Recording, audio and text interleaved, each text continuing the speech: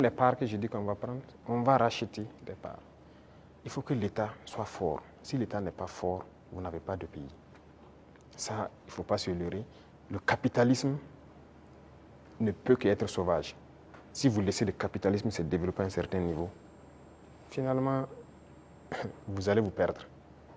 Vous, si vous faites une industrie tout de suite pour fabriquer je ne sais pas quoi, vous voulez faire du profit. Au début, vous pouvez mettre une usine qui emploie peut-être 500 personnes.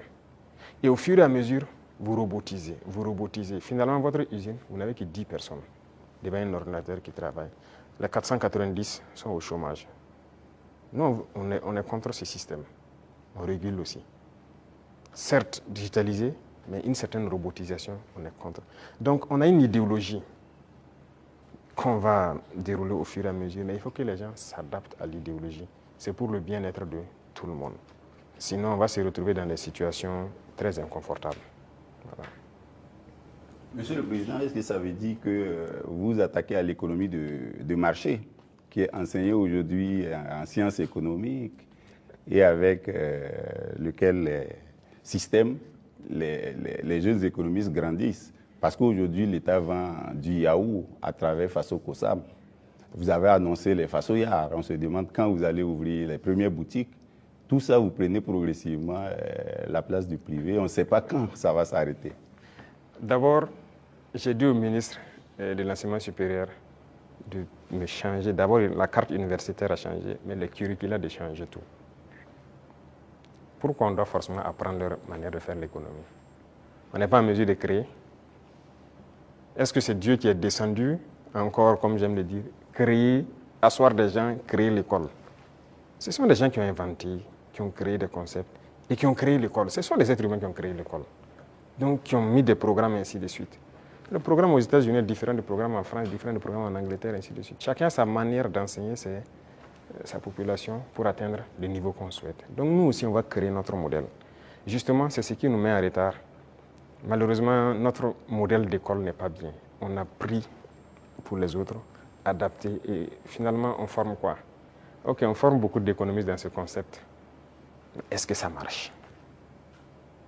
Est-ce que ça marche? Ok, nous, on est en train de changer de système. Est-ce qu'on fait des progrès ou pas? C'est là la question. C'est toute la question comme ça. Il a parlé de l'ONBA, de trucs.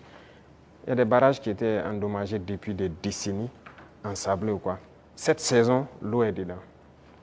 C'est par notre système qu'on est arrivé à remettre en œuvre ces barrages-là. Les populations vont produire, pendant la saison pluvieuse, vont produire toute l'année et ils sont bien contents. Et ils ont de l'eau potable aussi, à travers l'ONEA, par ces barrages-là pour boire.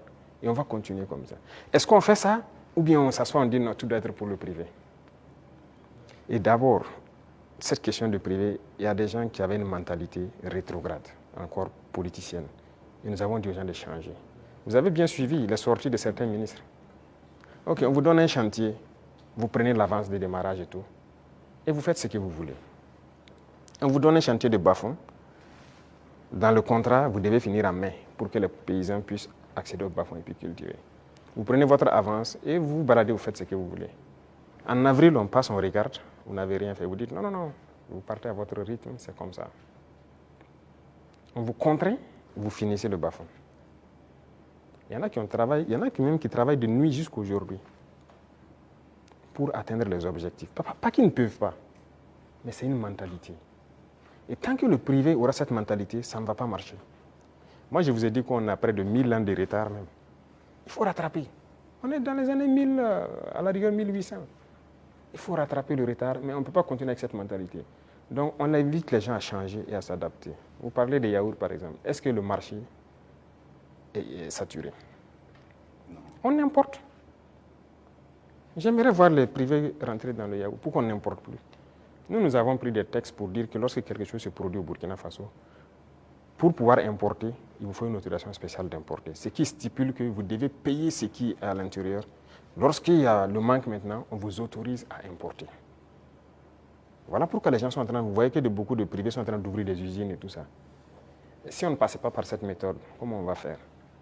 Il y a le grand moulin du Faso qui est là. Bon, il faudra qu'on est en train de restructurer tout ça. Mais parallèlement à ça, on a obligé les grands importateurs à ouvrir des moulins. Moi-même, j'ai été inauguré la dernière fois de l'autre côté. C'est l'un des plus grands importateurs. Quand on a dit on va suspendre l'importation, mais il n'était pas content, il a tout essayé. On a dit c'est ce qu'on va faire. Soit vous adaptez, ou bien l'État va prendre en compte. Mais ils le font. Mais est-ce qu'on arrive à satisfaire? Il y a la place. On a de la population, on a un grand un marché immense, au Burkina et en Afrique. Mais les gens n'ont qu'à s'adapter, produire. Donc il y aura toujours de la place. Ne pensez pas que forcément on a pris la place du privé, non. Il y a la place. Vous allez ouvrir les façonnières. Si c'est nécessaire pour réguler, parce qu'il y a cette mentalité de toujours entraîner la spéculation de certaines personnes. Non, c'est dangereux. Dernièrement, vous avez suivi le cas des motos. Malheureusement, c'est quand il y a eu la situation, on s'est rendu compte que ce n'était même pas un marché régulier. Donc rapidement, on a dû voir comment on peut réguler ce marché pour que l'importation soit suivie. Comment quelqu'un part importer des motos et il vous dit qu'il n'a pas de facture d'achat? Puisque le ministère a besoin de la facture d'achat pour voir tout ce que vous avez payé comme douane et quoi, et vous fixez une marge à ne pas dépasser. Il dit qu'il n'a pas de facture. Donc il part payer, il vient, il fixe le prix qu'il veut et il revend aux populations. Donc lui, il s'enrichit. Et les autres s'appauvrissent. Et généralement, quand les gens s'enrichissent, qu'est-ce qu'ils font? S'ils buvaient la braquina ici, ils ne boivent plus la braquina, c'est le champagne qu'ils cherchent. C'est l'argent qui sort. S'ils roulaient sur peut-être, je dirais, une petite cylindrée, ils cherchent maintenant une V8. Le carburant qui est subventionné par l'État, c'est ça, c'est l'argent qui sort. Donc il faut qu'on réfléchisse à l'économie. Qu'est-ce qu'on fait? Il ne faut pas laisser sortir des devises. Vous dites que vous voulez la monnaie et vous voulez continuer pour qu'on se comporte comme ça. On ne peut pas se comporter comme ça. Voilà pourquoi l'État est en train de reprendre le contrôle. Si demain, les gens s'entendent, on nous a fait des chantages. Hein. Quand on a essayé de régler un peu à la douane, il y en a qui nous ont dit que si on fait comme ça, il y aura pénurie de riz. J'ai dit, ok, faites la pénurie de riz, vous verrez ce que nous on va faire. Et si demain des gens veulent s'entendre pour faire pénurie de riz, c'est nécessaire que l'État prenne en compte l'importation de riz. On est prêt à tout. Il faut que les gens changent de mentalité, allez doucement, cherchez votre intérêt aussi petit soit-il, mais permettez aux autres Burkinabés de vivre et de ne pas les appauvrir. Monsieur le Président, on vous a vu à Lumbila auprès des femmes agricultrices, les accompagner, les soutenir. Mais au-delà de ça, qu'est-ce que vous faites pour donner davantage d'opportunités de gagner des revenus aux femmes du Burkina qui alimentent